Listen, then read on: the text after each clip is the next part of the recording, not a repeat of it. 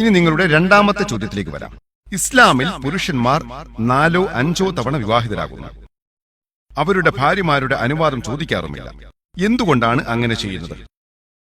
ബഹുഭാര്യത്വത്തെ സംബന്ധിച്ച് പറയുകയാണെങ്കിൽ, ഒരു മനുഷ്യൻ ഒന്നിൽ കൂടുതൽ ഭാര്യയെ സ്വീകരിക്കുന്നതിനെ പറ്റി പറയുകയാണെങ്കിൽ, ഒരുവളെ മാത്രം വിവാഹം കഴിക്കുക എന്ന് പറയുന്ന ഏകമതം ഇസ്ലാമും ഏക വേദഗ്രന്ഥം ഖുർആനുമാണ്.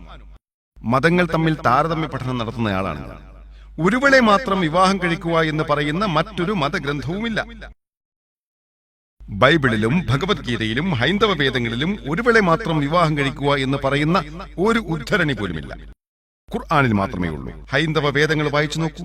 രാമായണത്തിൽ ശ്രീരാമന്റെ പിതാവിന് എത്ര ഭാര്യമാരുണ്ടായിരുന്നു?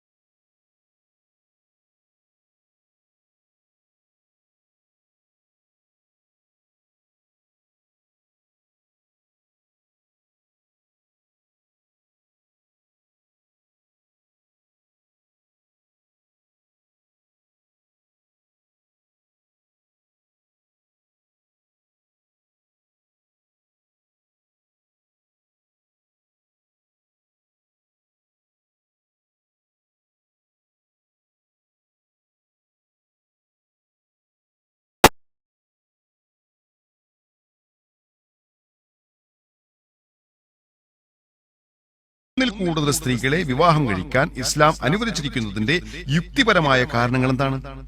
മുസ്ലിം പുരുഷന്മാർ ഒന്നിൽ കൂടുതൽ സ്ത്രീകളെ ഭാര്യമാരാക്കിയിരിക്കേണ്ടത് നിർബന്ധമായ കാര്യമായിട്ടാണ് പല മുസ്ലിങ്ങൾ കണക്കാക്കുന്നത്. അത് നിർബന്ധമല്ല, ഇച്ഛാനുസാരം ചെയ്യാവുന്നതാണ്. അത് നിർബന്ധമല്ല. ഒന്നിൽ കൂടുതൽ ഭാര്യമാരുള്ള എത്ര മുസ്ലിങ്ങൾ നിങ്ങൾക്കറിയാം? എത്ര പേര് നിങ്ങൾക്കറിയാം സഹോദരി? കുറച്ചു പേരെന്ന് പറഞ്ഞാൽ 1, 2, 3 എത്ര പേരാണ്? ഏതാണ്ട് 3 പേര്. നിങ്ങൾ ധർമ്മേന്ദ്രയെ കുറിച്ച് കേട്ടിട്ടുണ്ടോ? അദ്ദേഹത്തിന് എത്ര ഭാര്യമാരുണ്ട്? Two. മുസ്ലിമാണോ അമുസ്ലിമാണോ?